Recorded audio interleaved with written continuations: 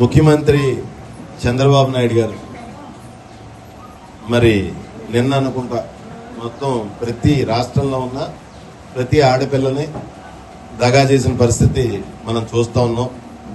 మరి ఎన్నికల ముందు నీకు 1500 నీకు 1500 నీకు 1500 అని చెప్పేసి మోసం చేశారు. మరి నిన్న ఆయన ఏం మాట్లాడుతున్నాడంటే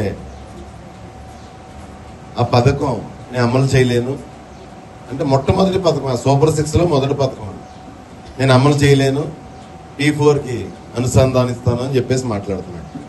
అయిపోయింది. నెక్స్ట్ 3000 నిరుద్యోగ వృత్తి, దాని గురించి కూడా ఆయన రకరకాల వంకలు చెప్తున్న పరిస్థితి మనకు కనపడుతుంది. మరో విధమైన మోసం. 50 ఏళ్ళకే పెన్షన్. అసలు ఉన్న వాళ్ళకే కొత్తగా 60 సంవత్సరాలు దాటిన వాళ్ళకే 2 సంవత్సరాలు బట్టి పెన్షన్ లేదు. వాళ్లే ఇబ్బంది పడుతున్నారు. మరి 50 ఏళ్ళకే పెన్షన్ ఇస్తానని చెప్పి మోసం చేశాడు. ఇవన్నీ సూపర్ 6 లో ఉన్న హామీలు. మరి ఈ హామీలే ఈ మొదటి 3 హామీలే మీరు అమలు చేయకుండా సూపర్ 6 సూపర్ హిట్ అని చెప్పేసి 2 సంవత్సరాలు మన పండుగ మనం చేసిన అభివృద్ధి మొత్తం రాష్ట్రం అంతా చాటాలి అని చెప్పేసి మీ తెలుగు తమ్ముళ్ళకి మీరు డైరెక్షన్ ఇస్తున్నారు. తెలుగు తమ్ముళ్ళు ఎవరు కూడా రోడ్డెక్కే పరిస్థితుల్లో లేరు, ఏ ఇంటికి వెళ్ళే పరిస్థితుల్లో లేరు తెలుగు తమ్ముళ్ళు ఎవరో కూడా. కానీ మీరు డైరెక్షన్ ఇస్తున్నారు.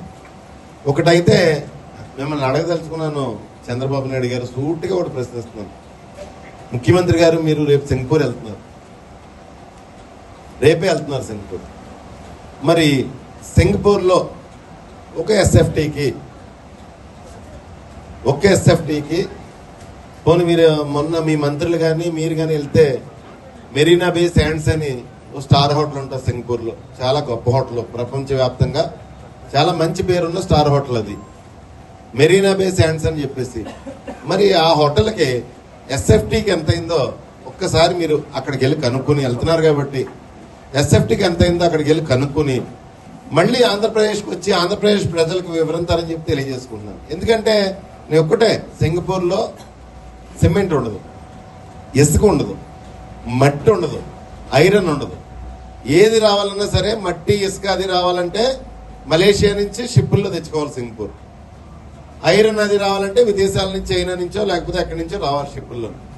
వాళ్ళకి ఏమీ దొరకని సింగపూర్లో ఎస్ఎఫ్టీ అంతా ప్రపంచంలోనే అత్యంత ఖరీదైన హోటల్ మెరీనా బే శాండ్స్. ఆ హోటల్ కన్స్ట్రక్షన్ ఎస్ఎఫ్టీకి ఎంత అయింది, మరి అమరావతిలో ఎస్ఎఫ్టీకి ఎంత అయింది, కొద్దిగా వివరంగా చెప్పండి సార్. ఒకసారి ఈ రాష్ట్ర ప్రజలు తెలుసుకుంటారు. మరి నిన్ననే సెంట్రల్ గవర్నమెంట్ ఇచ్చింది, మరి ఎస్ఎఫ్టీకి 3900 అంటున్నారు వాళ్ళు. సెంట్రల్ సెక్రటేరియట్ దానికి లేకపోతే సెంట్రల్ రెసిడెన్షియల్ దానికి ఎస్ఎఫ్టీకి 3900 సెంట్రల్ గవర్నమెంట్ ఇచ్చింది. మరి పారదర్శకత లేకుండా 20,000 20,800 అని మీరు చెప్తున్నారు. ఈ రాష్ట్ర ప్రజలకు తెలియజేయండి దయచేసి ముఖ్యమంత్రి గారు. సింగపూర్లో ఎంత అవుతుంది, మన అమరావతిలో ఎంత అవుతుంది, అదే మన సెంట్రల్ ప్రపంచ స్థాయి భవనాలు కట్టడానికి అని చెప్పేసి మీ పేపర్లోనే రాసిన పరిస్థితి, ఈనాడు పేపర్లోనే. ప్రపంచ స్థాయి భవనాలు కట్టడానికి సెంట్రల్ గవర్నమెంట్ 3900 ఎస్ఎఫ్టీకి ఇచ్చిందని చెప్పేసి మీ పేపర్లోనే రాస్తున్నారు. మరి 20,000 ఎందుకు అయిపోతుంది? మరి అది ప్రపంచ స్థాయి అనే కదా రాసుకుని వచ్చారు. ఎస్ఎఫ్టీకి 20,000 ఎందుకు ఖర్చు పెడుతున్నారు? ఇందులో ఎంత దోస్తున్నారు మీరు?